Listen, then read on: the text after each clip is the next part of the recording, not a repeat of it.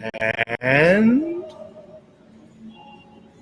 we're live, literally live from San Antonio, Texas. And we literally have just like 2 minutes ago wrapped up the launch of Christal Ho's new company, Entermission, at the escape room, a room escape show.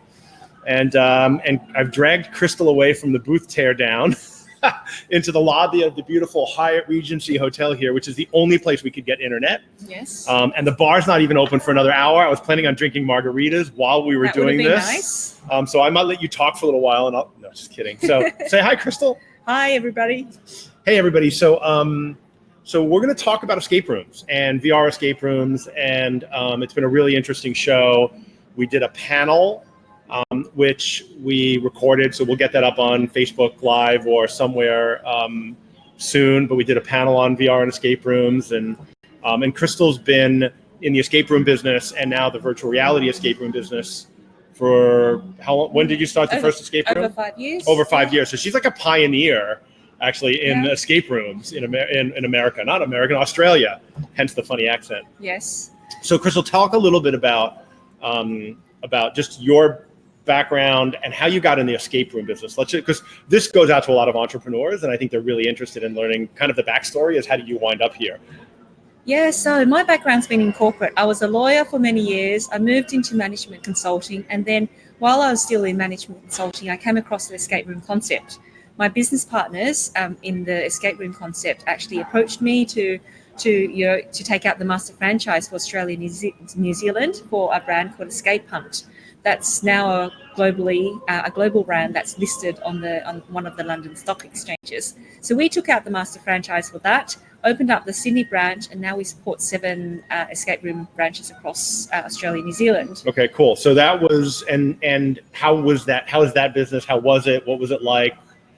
I mean, at the time, escape rooms were really new. I had not even heard of escape rooms, let alone played one.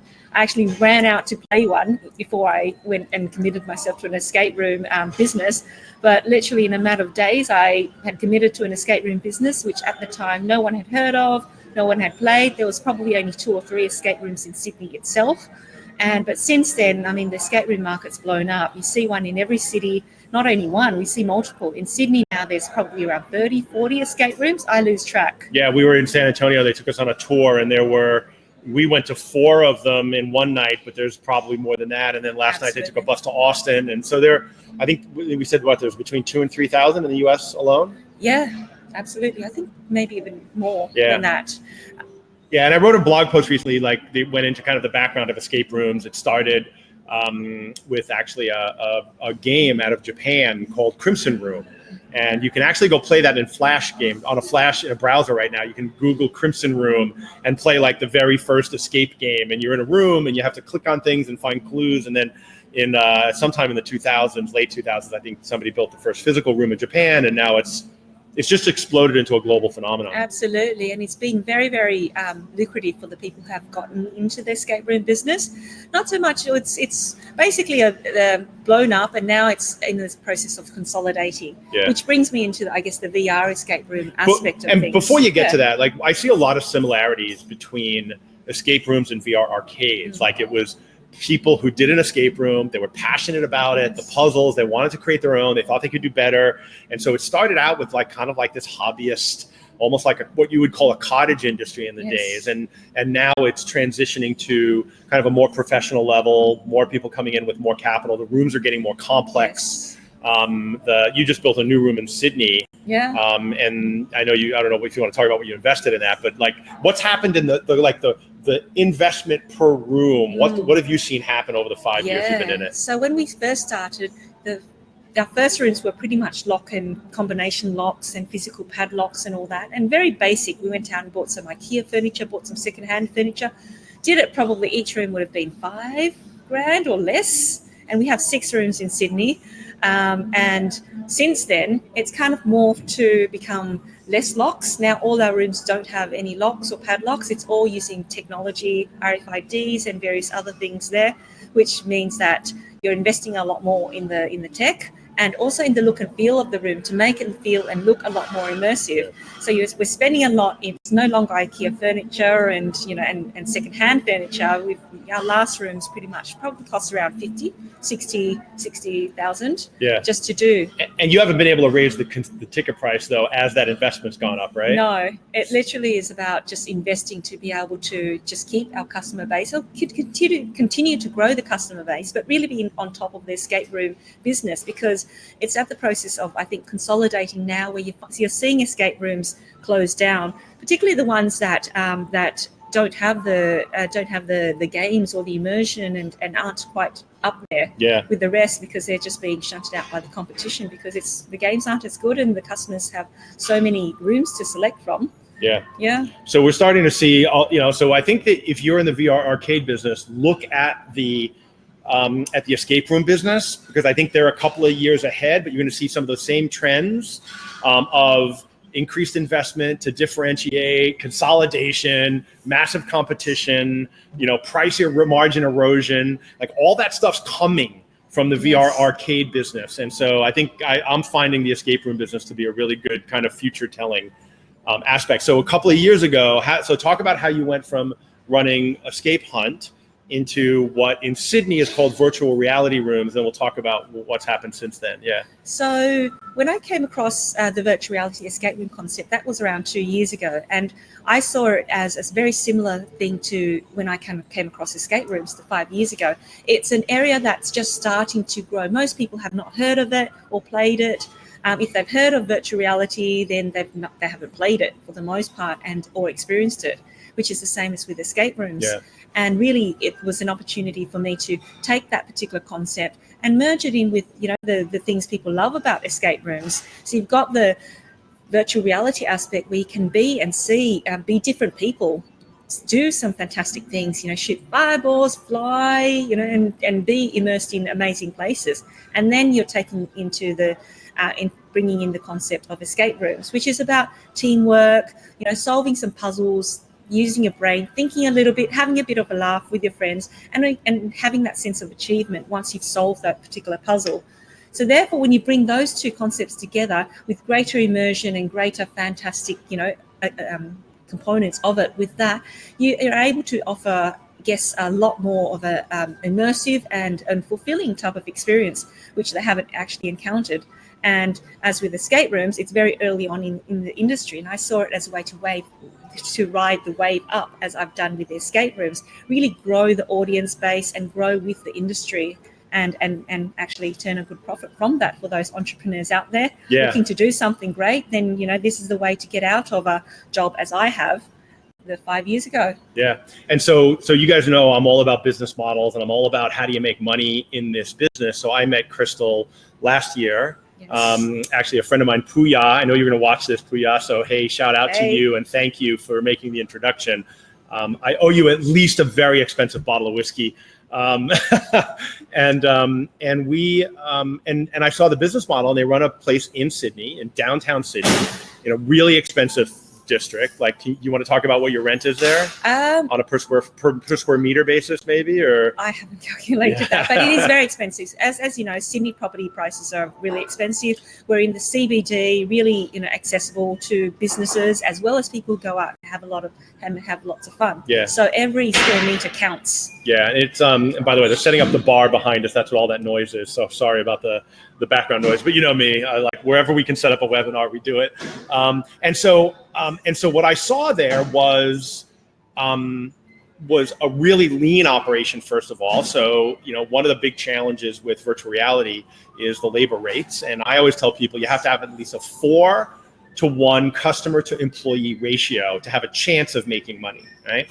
And so she had a room, and it was 6 rooms actually, with 6 players in each one, 36 players. I asked them how many employees they used to run it at peak times, and she said 2. And I went, no way. And but obviously, the more time I spent there, and the more time I'm talking, they actually have an 18-to-1 player to, or 16-to-1 player to employee ratio, which is unheard of. Like for something that's truly immersive, I've never seen anything like it.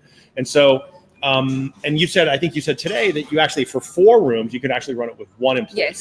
So 6, 12, 18, 24 to 1 ratio, which is just crazy.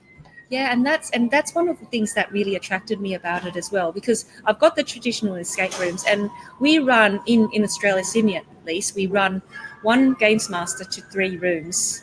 So that could be, we have maybe 5 to 6 people in the room. But we found with the virtual reality one, we were able to even increase that operational efficiency even more. I know in the US, most escape rooms run a 1-to-1 ratio, one games master to one games room. Yeah. Which makes that very tight in terms of the margins. But the labor rates in Australia are a lot higher too. So that's a bit of an offset, right? Correct. So it was very important in Australia to be able to run such a good ratio, because otherwise you couldn't make the profit from it. And then the other piece of it I saw was like this density of players. So because it's a seated experience, I'm going to show you guys a video in a minute. It's a seated experience. You can fit 6 people in a room that's like 170 square feet or so, or 17 square meters. And so you've got these like 6 people, and there's plenty of room for them. And so how big is the total space in Sydney? What's your total square footage or meters? Meters, it's around 250 square meters. So 2,500 square feet, right? Which is about the size of a zero latency arena. They're running 36 people at a time with 2 employees. And I just spent 2.5 years with zero latency saying we could get 8 people in a room with 2 employees for, in 3,000 square feet and 300 square meters. And I'm like, that's insane. And so it's by far, and that's what attracted me to it. And I'm like, Christal, you have to take this to the world. We have to productize this and get it out there, because I think people are going to make a lot of money with it. Yeah. So Paulette says, hi, Paulette. Hey, I saw you on Facebook yesterday. Thanks for joining. So Paulette was actually on a Facebook Live that somebody else was broadcasting from our room, and she says, we're 1 staff to 1 room plus a lobby host plus managers on staff, and it's a big issue. And one of the reasons it's so efficient is, and I'm just learning about the escape room business. Like, I'm not an expert in escape rooms, though I'm kind of becoming knowledgeable. I won't say I'm an expert. You've played some escape rooms now. I've played some escape rooms, yeah. And one of the things that I know is that, like, when you're in an escape room, you have to watch the clues that they found, because the games aren't very linear. And so they can be somewhat asynchronous, and you go around, you find this clue, you find this clue. So if the game master isn't watching what clues they found, they don't know how to give a hint. But in your games, since they're more linear and they're on a rail, if they push a button, they say they need help, the game master, by looking at the screen, knows instantly from the script what clue to give them, right? Yes. I think the key is being able to see it on screen, because one of the things in an escape room is you might have cameras everywhere, but sometimes you just can't see, because players might be in front of the camera, or particular ways where it just hides the particular aspects that they've seen. Yeah. Whereas in a virtual reality, whether it's linear or not, you can actually see it, because you can see at all times where they are within the screens. You can see the player screens, and you can have that control of it. So it means that as a games master, you don't actually have to be looking all the time. You know where they're at just by looking at the screen, because it's fully visible. Yeah. As compared to a physical room. So I want to, just for those of you that don't know, I've got a video here. This is kind of the introductory video that I'll share.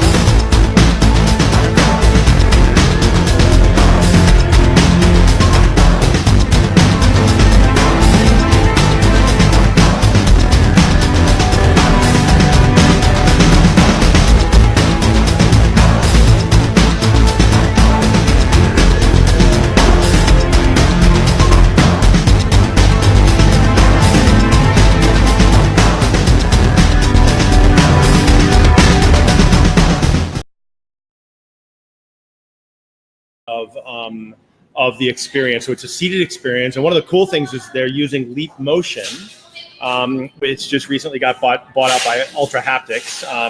And so I'm sure that technology is going to continue to evolve, but to use hand tracking, so you don't use controllers. Because one of the things I found is that the controllers can be either really complicated if you try to do too much with them, or overly simplistic where all you get to do is grab things. And so the user interaction of Vive controllers is really limiting. How have people found the Leap Motion?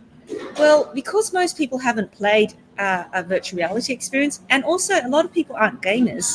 They come into our virtual reality escape rooms and they haven't played anything, so they're not used to controllers, they're not used to doing those things. So because we're using Leap Motion with just hands, it means everyone uses hands every day, and it's just a simple matter of this is the particular gesture you use to move, to do things. So it's a lot more intuitive for people and easy to kind of like grasp.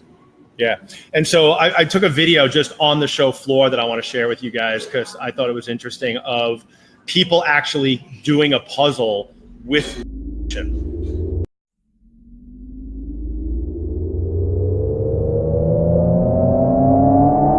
Sorry, that was the wrong video. Let me do that again. I think it's this one. Did I put in the wrong link? I put in the wrong link. All right, so I'm going to see if I can. Sorry, my bad. I put in the wrong link. I'll try to find that. It'll be on my YouTube channel. I'll put it in the notes also. But it was really fascinating to watch people like stretch and build things and grab them and put them together and move them around. And I definitely want to find that. So go ahead, and I might be able to do it through a screen share, but fill in some time for me. So it is a little bit like that, where you can actually use your hands to pick up objects. You can actually high-five each other and actually you get sparks happening. You're using your hands as well to move in our particular adventures. So you actually, in order to move, you're sort of using your hands in a high-five motion, stretching your hands out, and that allows you to fly or swim and do, crazy things. You're able to use your hands to actually shoot fireballs from your hands just by using a particular gesture. And the games itself actually demonstrates and shows players how to do that. So it'll come up on the screen to show you how to shoot fireballs. Obviously, in terms of picking up objects, it's pretty intuitive, and people know that they can pick it up with their hands and they'll just do that, which means that as part of the experience, you don't have so much of a learning curve in terms of trying to understand how to do certain things. It's more, and gives them more time to pretty much enjoy the immersive environment and concentrate on the puzzles as well. Yeah. Now there are some challenges with Leap Motion that you guys know I've probably talked about, which is the field of view is a little bit limited. So your hands have to really be in front of you. And there's a bit of a learning curve I've seen people have because what they do is they have their hands but in VR, people love to look around, but they don't necessarily keep their hands in front of them. And so how do you deal with that? Does the game master, what's the role in the game master in the learning curve? And do people get frustrated? Do they figure it out? What's it been like? Well, we do have a briefing video at the beginning, which helps inform people on what they need to do in order to move and everything else. But obviously, some people just don't listen because they're so excited to get into VR, right? Yeah. So the role of the Games Master is to be able to help guide the players through as they're going through the puzzles and the adventure. And the Games Master can see everything that's happening on screen for the players and interact with them just by pressing a button and with the microphone on. And then they're talking to all the players.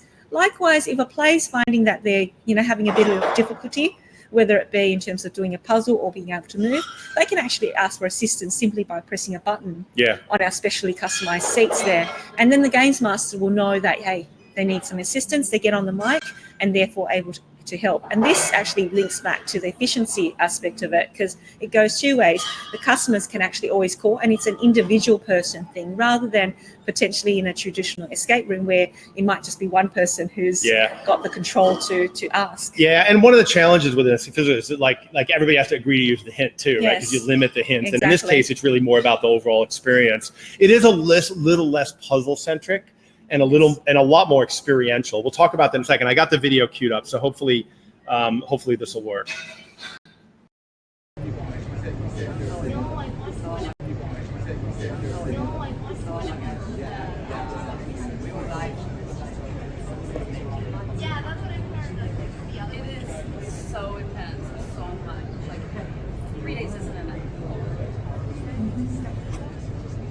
Oh, okay.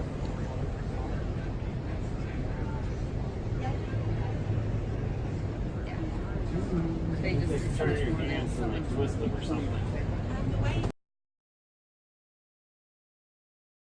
Like it's almost like pantomime, bad pantomime, right? It's like, and we did have a lot of people, so we had a lot of people watching in the booth while they were waiting, and I think the spectation of it is uniquely interesting because people are doing things you don't normally see them do even in other VR experiences. Now you keep them in a closed room, right? Yes. How much of that is that important? Can you do this in an open room and let other people? Do you think people are too shy about it? What's your experience been? I mean, you can do it in an open room, but there's 2 points there. We keep all the people together in our particular rooms because it's kind of a shared experience, and it means that people can actually take off their headsets, use their phones to capture, their mates having a bit of a blast or doing a video. And from a business perspective, that's great because they'll share it on social media, and then that pretty much spreads the word and brings more customers in. So that's one of the reasons why we keep people together. However, you don't actually have to be in the same sort of physical space. I know that when I've talked to some of the escape room owners during the show, they only had small pockets of space. So for those particular aspects, you can actually maybe put 2 chairs or 2 units in one space and another 2 in another space. But actually, they could be put into the one adventure, right? Because it's simply a matter of getting those particular games computers connected to the operator using the one IP address. Yeah, I didn't think about that. So one of the things I like about it is everybody's in the same room, where in all the other VR escape games that I've played, with the exception of Eclipse's 2-player in one space, and I think Huxley has 2 players in one space, but all the others are you're separated into a space, and in this case you've got in your own room, which really isn't social. Like my definition of social is we're in the same room, we can see each other, we touch each other, we start the experience together, we finish the experience together, we take off the headset, we see each other, we smile. And one of the things that frustrates me about the other ones is like they put me in a room, I'm there by myself, and I'm waiting and I'm waiting and I'm waiting and I'm waiting for the other people. And there's always some jackass that doesn't know how to use a controller, or there's a problem, they boot the computer, and I'm waiting by myself, totally isolated. And it's actually a crap experience. And in this case, you've got 6 people in the room together. They're talking to each other. They're laughing. They're sneaking selfies of their friends in the game when they're doing goofy stuff. And it's a true social experience, which was what people are looking for. Yeah, absolutely. And with our one, we actually play on that quite a fair bit. And we say that in our briefing video, hey, take off your headset, have a bit of a laugh. And people would do that naturally, but it gives, it implants in their mind. And once again, it brings us back to the, the shared and the word of mouth that you get from a business perspective doing that. So one of the challenges with this product, and, and I'd heard about, so you guys have, you've got 2 games, right? Yes. And one of the challenges with it is locomotion. When you're in a seated experience, how do you move?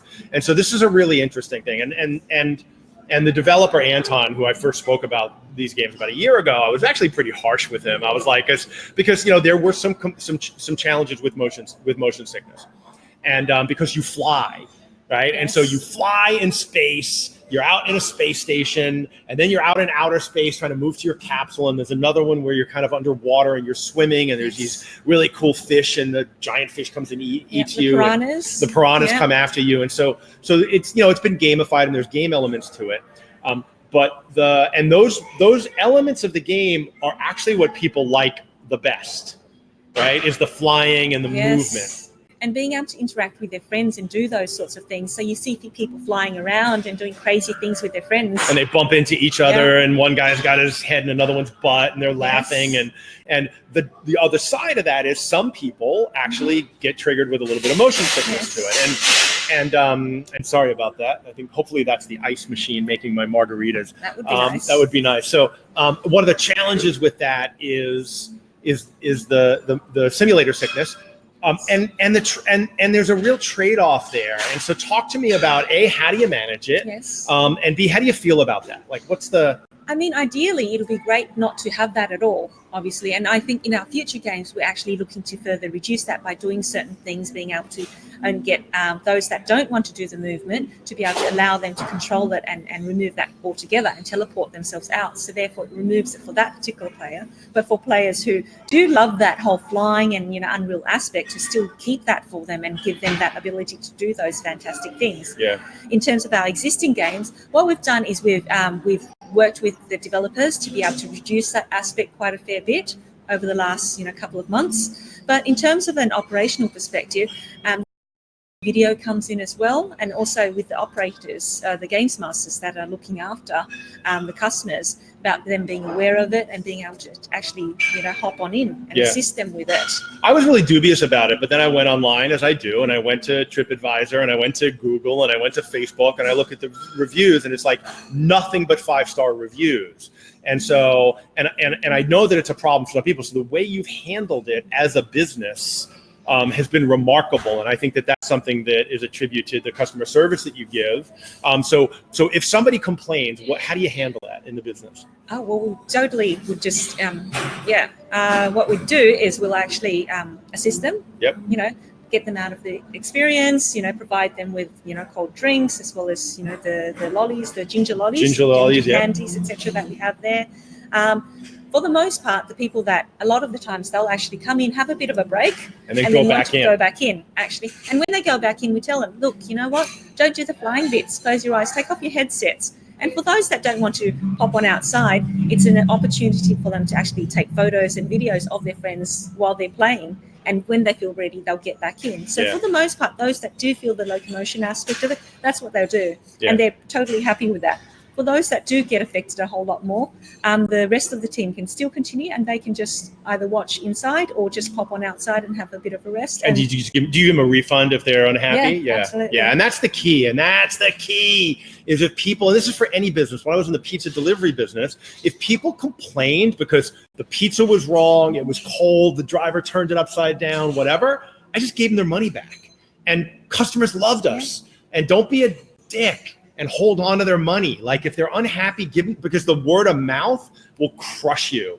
And if you give them their money back, they're gonna be happy, and they're gonna tell your friends that you're a cool dude, and they're gonna love your business. So don't be afraid to let go of a couple of dollars to save, to promote your business. And really, for the most part, even if they do feel that aspect of it, they're having a great time. We get people who go, oh yeah, I felt, it, and I had to come out for a bit, but I really enjoyed, so-and-so aspect of it. Yeah. And so where does it go from here? So you've got 2 games. I know you're looking at kind of creating the next game. What are you thinking about the next game? Because I know you've been thinking about it a lot. Like, what do you want to do with it? What can you talk about? Well, ideally, it'll be great to get some IP. So we're looking at, working with, getting some IP titles. So, to get that extra bit of excitement and things that people would know and love. In terms of the games itself, we're looking to Jake Zim, call me. Sorry.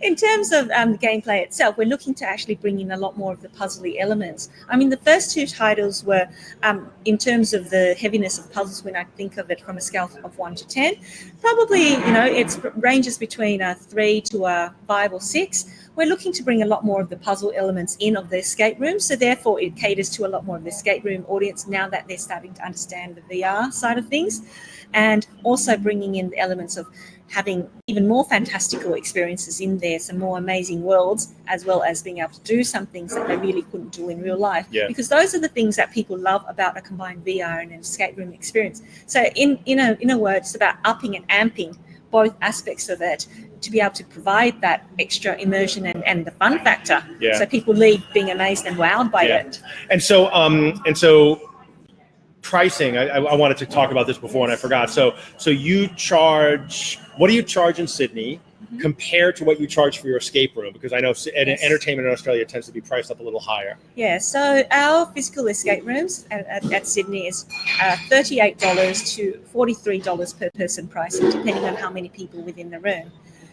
With our virtual reality rooms, we actually charge $49 on a weekday and $59 per person on a weekend, which is quite significantly more than our physical escape rooms, and customers have been happy and willing to pay that because they do understand it's a very different experience, a lot more immersive, and you've got a lot of the tech there and the equipment, which justifies the higher pricing. Yeah, and I love higher pricing, right? So that was another thing I loved about it, is they're getting that $1 a minute essentially, or even more, because the average experience runs about 40. You said the average one's about 45 minutes, right? So they're getting north of $1 a minute for a 60-minute experience, which is amazing. And so, I tell people basically $10 or $15 more, or 30. We did a panel, and I think the panel was unanimous, 30 to 35% premium over an escape room for a VR escape room. Yeah. Yeah. And don't be scared to actually do that, and because otherwise you're just undervaluing what you're providing. Absolutely right. And so the combination of high density,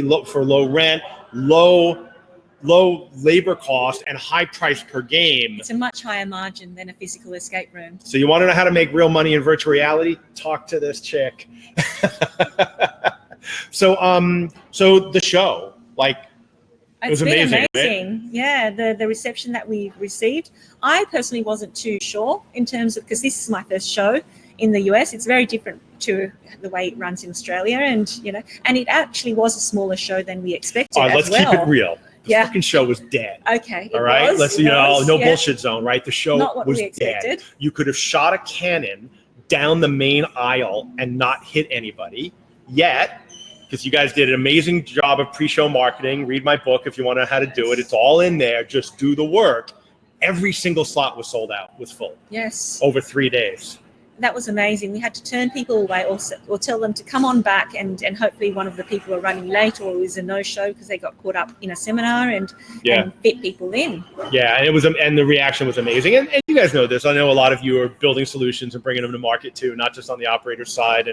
And you hold your breath, right? You put all this work and money into something, and you think you've got it right, but you just never know until you bring it to market. And how do you feel?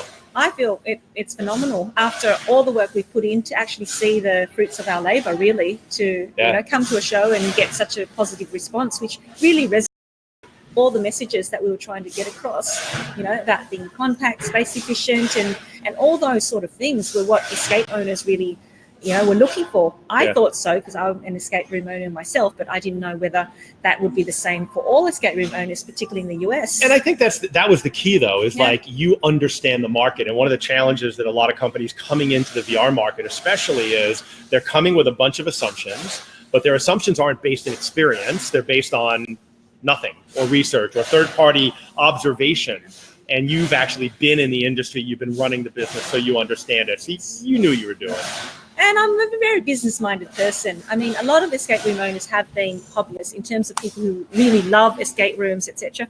And I must confess, I'm not much of a gamer. I'm not much of an escape room enthusiast as such. I kind of like to just chill out and rest and relax rather than going out and playing various escape rooms traditionally. But for me, it was business, and all this makes sense. The escape room market made sense when I looked at it 5-6 years ago. The VR escape room market made sense. What I've created here with Entermission totally makes sense because it is a combination of everything that I've known and learned from over the last 6 years. Yeah, thanks, Gabriel. That means a lot, actually, man. So, you got a couple of orders. So it looks like one's going in Boston, one's going to go in the Bay Area. Very excited. We have a Florida big stack of leads that'll probably be coming over and falling over in the next week or two. It's very exciting. Yeah, so I think I would expect to see at least 10 locations pop up before the end of the year, and that's really exciting. North of that, hopefully. Hopefully north of that, yeah. And in the meantime, we're working on developing our new games, which is super exciting. Yeah, cool. So what's we're both exhausted, to be honest with you. We've been running the Entermission trade show for 3 days now and talking about, hey, Ronan, how's it going? New Orleans, awesome. Love you guys. So the fitting this with an escape room, let's talk about the consumer. Who does it appeal to? So because it's not like you said, it's not like the hardcore puzzly stuff yet, at least. So what's your experience as far as who goes to escape hunt versus who goes to virtual reality rooms in Sydney or Entermission, assuming you're going to be renaming it?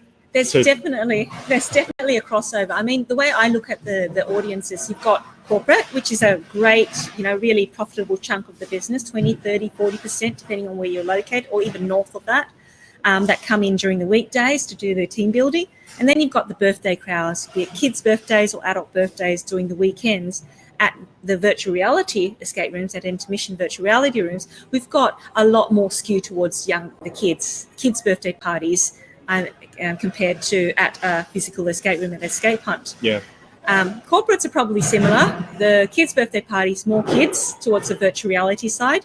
And surprisingly, you get females as well, female kids, young girls, not just boys, as I had originally thought. I'm actually surprised at the mix. I think most people find a really healthy mix of female to male in virtual reality. I had not thought so, but it's happened there. And then you've got the 20 to 35-year-olds who have a lot of time, have some expendable cash there and just like to go out, and instead of just going to the movies and bowling, etc., they'll go and play an escape room, or they'll come and play a virtual reality room experience. And you've also got, outside of the escape room normal market, you've got a lot more of the gamers, or the people who are a lot more into the gamings and technology, who are just curious. So they'll come and play the virtual reality escape rooms. And in a way, when you have the escape room and the virtual reality escape room together, you've got those new set of people who've actually just been introduced to an escape room. The gamers and other people who normally just be on their PCs and Xboxes, etc., coming in to go, okay, well, let me try a physical escape room and seeing what's happening there. One of the things I like about the concept is, you guys all know we talk about marketing is the biggest challenge for virtual reality. And one of the things I like about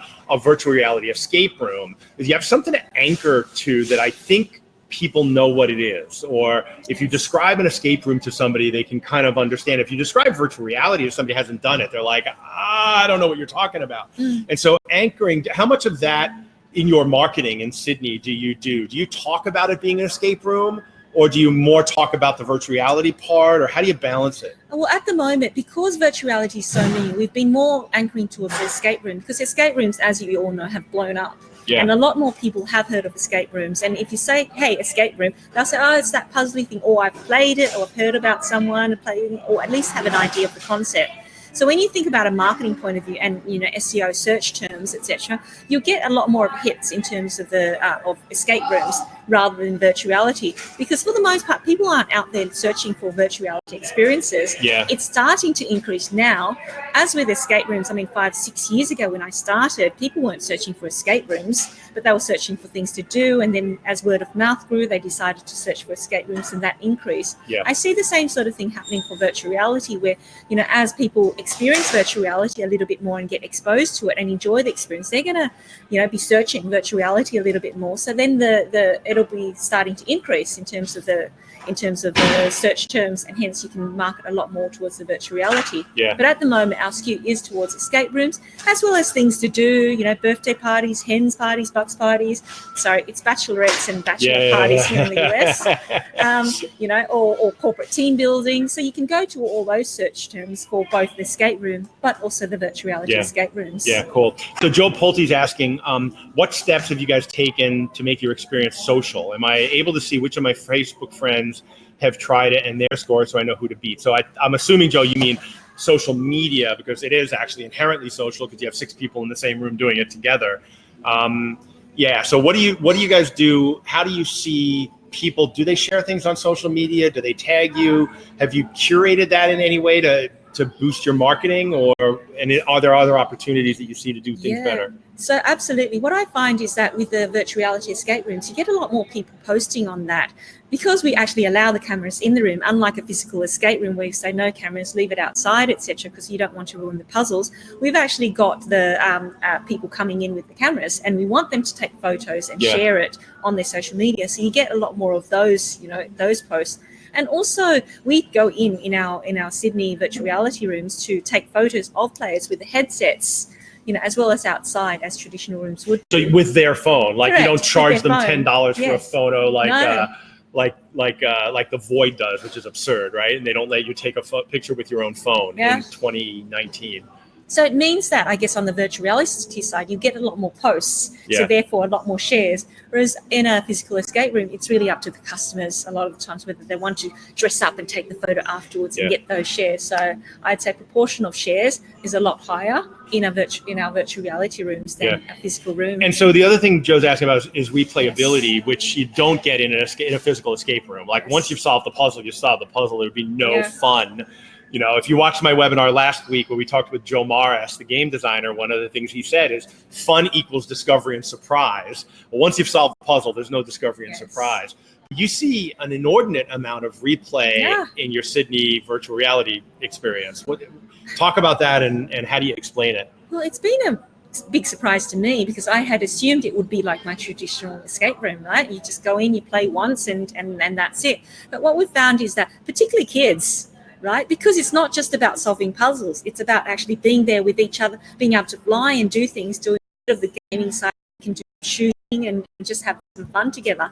So we actually get a lot of repeats, particularly for kids. So you'll get one kid who's held their birthday party at our venue, and then this another kid who's attended that particular birthday party comes out, has an awesome time, and says, I'm so going to do my birthday party here, and keeps bugging their parents until their parents actually agree to do their birthday party with us. And then, a couple of weeks later, they're back in, and then, to the point where you've got some kids who's been there 5-10 times, and we know them by name, and they greet us by name. And the parents obviously come, and then they roll their eyes and they're like, yep, we're here again. And it's great for business. I'm not complaining. It's just something of a surprise to me. Yeah, totally. So, so what else am I forgetting to ask? I don't remember. Where's the bar, right? Any other questions for you guys? What other questions do you guys have? We did a couple of escape rooms on a tour. So they took us for a tour. And I was surprised by how the effects that they're building into the escape rooms themselves. And do you do any of that? Like the one I did was, did you do the mine? No, you didn't do the mine one. We did one where you're in a coal mine, and they had an elevator that's taking you down the mine shaft, and it had airbags under it. And you were getting jostled around. How much of that is actually happening in the escape room space? And talk about, and then we can talk about the effects that you've put in too. Good transition. Right. Yeah. So with escape rooms, the traditional locks, keys, very basic things morph to technology and more immersive. But part of the more immersive or greater looking is actually the environmental effects that's starting to be seen in some of the escape rooms now. You mentioned the scent that's happening. You've got the fog that comes in. You've got what else would you have in terms of those are the two key things that you're seeing at the moment in terms of the escape room. Not all escape rooms, but some great escape rooms are starting to put that in. You've got the actors as well, I think, in some of the escape rooms. Yeah, Andre did one. I don't know, did he tell you about the zombie one? They had one where there was a zombie on a chain, and every 10 minutes another foot of the chain would let out, and he could get closer and closer to everybody in the room. It actually sounded pretty terrifying.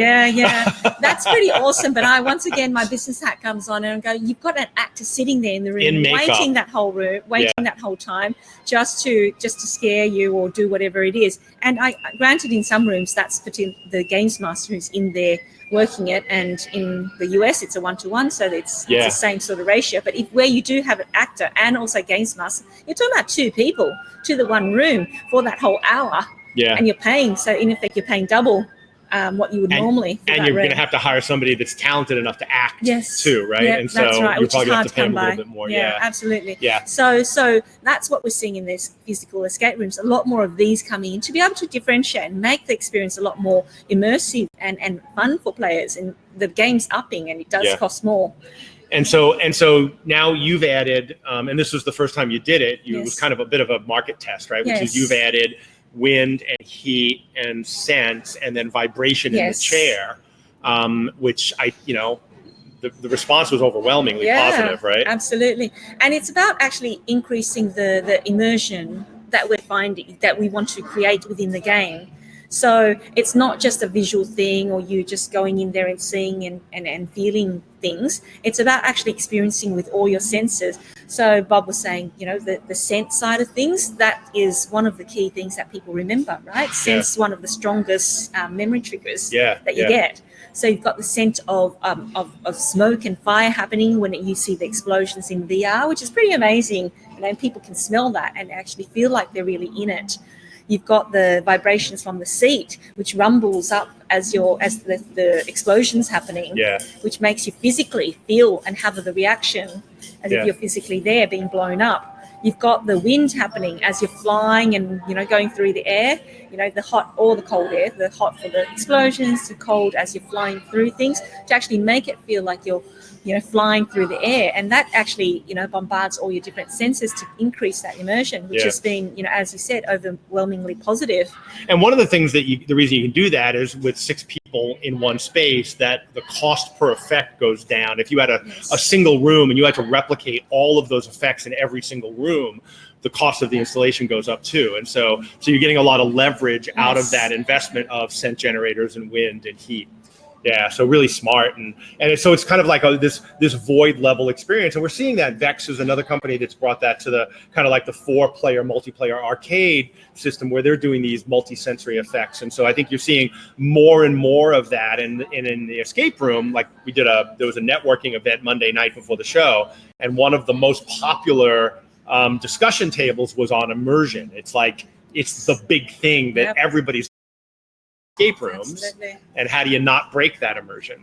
Yeah, and it just increase that, and for Yeah. everybody really, because as in the industry, it's about upping the game, because there are people going out of business and not doing so well, and you constantly need to invest and reinvent Yeah. what you're providing. And I think the same thing in VR. At the moment, we've got these 2 great games, but in our next game, it's going to up the game even more immersion, with more puzzles, more everything, and Yeah. and that's really all we're doing. Yeah, so Joe's asking about sweet spot for amount of time. So these games are up to 60 minutes. I think you said the average is 45. Yeah. It was one of the controversial points on the panel that we Yes. did was Sean was saying, 20 minutes, 25 Yes. minutes should be the limit. Yep.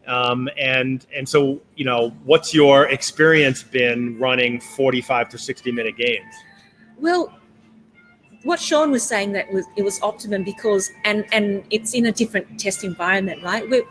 Whereas what we're doing here is we're providing people with an experience that they get immersed in and actually working with each other, so they get totally engaged in it. And actually, a lot of people don't really feel like it's that long. Right? Yeah. They come out and they think, oh wow, my 60 minutes is up already. Yeah. And often we actually give people more time when we're not busy. So we've had people in there for 1.5 hours thinking, wow, is that it? I thought it was only like 20-30 minutes, which has been amazing for people. Yeah. Yeah, and I think there's a bit of a time warp in VR anyway, Yes. and I will say that when I had the information, access to the information, one of the top performing zero latency financially in the world was the only one that ran a 45-minute game. Everybody else was running 20-minute games or 25-minute games because the conventional wisdom is people don't want 45-minute or hour-long experiences. But I think if you're running a destination business, I think an hour is really the minimum to get people off the couch. Yeah, and it also works really well for an escape room owner, right? Because escape rooms are generally 60 minutes. So therefore, having a 60-minute virtual reality escape room fits in with the timing as, what customers get for their money. Yeah. Although from a virtual reality escape room perspective, we run at 1 hour, 15-minute sessions. So you've got the up to 60 minutes for customers, but then you've only got 15 minutes for reset and just making sure everything's wiping the headsets and rebooting the computers and all anything that occurs, or giving people a bit of extra time. Yeah. Whereas in my physical escape room, I run at 1 hour, 1.5 hour intervals, because you need that extra 30 minutes. Resets take a lot longer. I've trained my staff to be resetting, in less than 5 minutes. But I know, and I've talked to other escape room owners, some could be resetting, depending on the size of the rooms, 15 minutes or so just to reset a room. Especially the lock and key ones, Could be. And then you've got breakages and other things that happen, which, happens quite often, even though we try to, people-proof the rooms, but it does happen. So we need all that, 30 minutes quite a bit. Yeah. Whereas in VR, you don't get those breakages. It literally is a reset of things and wipe, and in they go. Yeah, cool. So Marshall, good questions. Marshall Miller asked, how frequently do you change or add content? So one of the advantages you've said is that you can have multiple games in one room. Yes. What's the break? Like right now you have 2 games. What's the makeup of the 2 games? What percent, do you let people choose them? How do you maximize that? And then talk about the schedule for additional games coming forward. So the schedule for additional games is 1 per year minimum, and we'll see how we go when we first release our next games. Yep. And the idea is, if all goes well, then potentially it could be 2 or 3 a year. But the great thing with that, it's not like a physical room where you actually have to close the room off and then that's it, and you can't play that room again for forever because you've got the new theme in. What we do is you can actually run this, the games all in the one room. So if you're an escape room owner just putting one in, then you can run, one game in one session, the next session becomes the next game, etc., etc. So therefore, you're maximizing the repeatability of that particular room. Yeah. At our Sydney premises, because we've got 6 rooms, we pretty much just, interchange. Depends on what people have. In our book system. We have 3 for one game, 3 for the other game. But really, if for our large corporates, we'll actually just run the same game across, for everyone, for the 36 people who play at the same time. Yeah. And actually, we take more than 36. We would do up to 72. We've had lots of that because we will get 36 in the rooms, 36 outside, and we've got a VR headset outside, and as well as other activities. That's team building, because we've got still quite a large reception, despite the fact that we've got 6 rooms, and they're outside engaged in doing other fun activities, and then we do a swap. Yeah. And that way we can take huge groups, and it works really well there. Yeah. So Marshall, another question is like theming in the space. So this is one of the nice things about a VR experience is you don't actually have to theme, and if you too heavily theme it in one direction, then it becomes incongruent with the other. So what have you done theming wise, and what are your thoughts on that? I have my own. I'll share afterwards. Well, in the rooms itself, it isn't, because we run it interchangeably, the games. But outside, what we do for photo opportunities is we have an interactive, 3D wall where we've got a particular scene from the game where people would stand in front of and pretend to shoot fireballs, and then when you take a photo, it looks like they're shooting fireballs. Yeah. So that's why we call it a 3D, more interactive photos that we take. And that's, once again, great from a social media sharing point of view. People want to take those sort of photos because it looks really cool, and then they'll share it. And I'm always thinking about how can we maximize our exposure and getting the word of mouth increased. Yeah. And so one of the things I'm thinking is that there is an opportunity where, you almost can create a meta theme, where when you come in, you're going to enter a mission. And so there's like almost this mission central, mission control. You're entering a mission, and maybe there's a meta story that then you can choose which mission you're going to go. The analogy I used the other day I was talking about is there was a TV show with Scott Bakula. What was it? Where he went in and he kept doing time travel. Anybody remember the TV show? Doctor Who? No. Quantum Leap. Yeah. Quantum Leap. And so like something like that, where you're going on these different missions. So you have a meta story, but then you have each of those. And so I think there's some opportunities around that as the business matures a little bit to build some extra themes. So Gilles, how are you, my friend? Bonjour, bonsoir. I don't know where you are today. So he's asking about glitches. And so, I think one of the challenges is anything that's built on Steam is inherently going to be, as long as we're dependent on Steam with Vive, is inherently going to be a little bit glitchy. But what's your experience been with like software problems and tracking glitches and stuff like that? Well, at the beginning, because VR was very new to me and operationally, there was a huge learning curve in terms of updates, in terms of particular settings. And if they're not right, the glitches arise. If you haven't cleared the cache or done certain things, the glitches arise. But as we've been running now for 2 years, got all that under control. We know what actually happens. We've tried to zero out a lot of those things by adjusting the settings, and we've also got the operations manual that our games masters can access and go, okay, well, this is what you do when there are glitches. So we've been able to really minimize our glitches. We have very few these days in terms of that. Generally, it will happen if there's potentially an update of a game that we don't know, or an update of Steam, or one of the other underlying software that we weren't aware of, or Windows updates that kind of happen, and we haven't turn off automatic updates.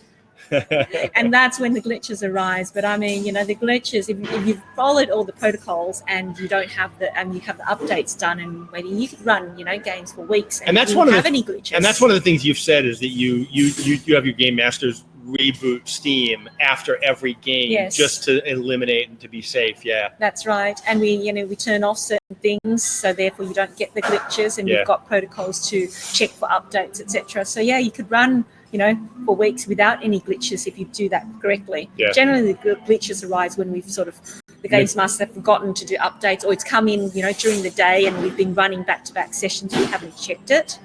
Okay. And then so Marshall asking about the ability to adjust the game on the fly to overcome issues. Like, so the role of the game master in your experience, what do they do? Like, how important are they? What talk about the game master? So yes, the games master role is not only to help people through puzzles, but to actually also go over and help them to do the navigation, the flying, and other things like that. They have the ability to port people through or take people through to different sections of the game as well. And so in a way, they're like God, right? They're kind of like oversight of everything. They can see what the players are doing. They can adjust the length of the arms and other things like that to reduce or increase the flying aspect for people. They can move someone from here to there. They can take someone from one session to another. So if somebody has a problem and you have to reboot yes. their computer, right? Does the whole team stop at that point, and how can they catch up right where they started from, Yep. or where they stopped from? So it really depends on what the issue is. If it's a particular play issue, where maybe one of the settings within the computer, it's just that particular person's computer, and we'll go in and adjust the sound or whatever, and it works. But if it is a whole game glitch, then it would infect the whole game. Even if it's just for that player's PC, we'd have to restart the whole game and then get people back in. But the great thing is that with the controls that you've got on the operator computer, you can actually just do the voiceover and just say, look, there's been a glitch, we're just going to restart. And it's a matter of, less than a minute to click a button to close it, click another button to open it, and to reopen it. And then you click a few buttons to put them through to where they were exactly when it was So they don't have left to off. start over again. They No, can go they right don't. in where they left Absolutely. off. Okay, cool. Yeah. Awesome. Any other questions from you guys? Because I think the bar is going to be opening in 3 minutes, and I think you deserve a margarita or Not only two. one, more than that.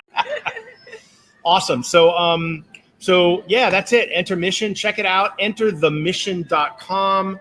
I'll put the website in here. Enterthemission.com. You'll be seeing more. Check out the website. The game trailers are up there. There's details about the product. And yeah, if you have any questions at all, just reach out through the website. You can always email me at vrbob@bobcooney.com.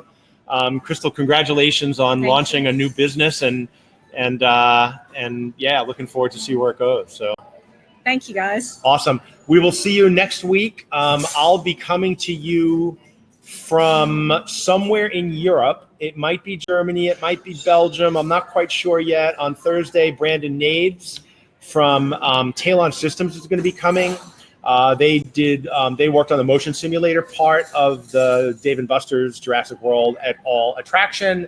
Brandon's also part of IAPA. He's on the safety committee. We're going to talk about safety in VR, which is something that he's really passionate about, and we don't actually talk about much. So yeah, if you're running a VR arcade, you're doing anything in virtual reality, make sure you tune into that. We will see you live from Europe. Thank you, Christal. Thank you. Love you guys. We'll see you soon. Thanks for joining in.